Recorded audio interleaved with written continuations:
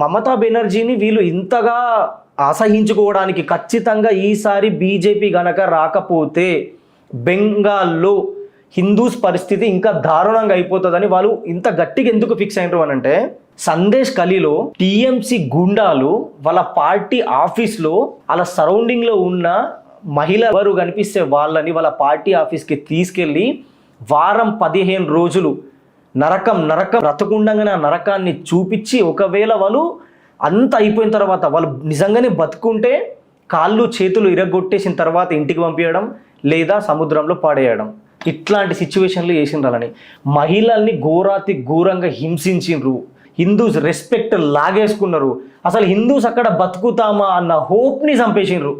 ఇంత గలీజ్ సిచ్యువేషన్ని వాళ్ళని తీసుకొస్తే ఎప్పుడు వస్తుందా మాకు ఓటు హక్కు, ఎప్పుడు ఓటేసి ఈ గవర్నమెంట్ని దించి మనం నిజంగా కోరుకుంటున్న గవర్నమెంట్ని తీసుకొచ్చి ఇప్పుడు కదా మనం ఇట్లా బతుకుదాము అనే ఆశకు వచ్చిండ్రు కదా హిందూస్. అది వాళ్ళంతటా వాళ్ళు లాక్కొని వచ్చి మరి వాళ్ళు సాధించుకున్నారు. ఫస్ట్ టైం మేము ఓటేసినాము అండ్ మేము నిలబడి గెలిచిన తర్వాత మాకు ఏ ఒక్క దెబ్బ తాకకుండా ఇంత హ్యాపీగా, ఇంత ప్రశాంతంగా, ఇంత సెక్యూర్గా మేము ఉన్నాము అని చెప్పేసి వాళ్ళు ఎంత హ్యాపీగా ఫీల్ అయినరు అని అంటే, దీని అంతటికీ కారణం అమిత్ షా అండ్ మోడీ అనే చెప్పాలా.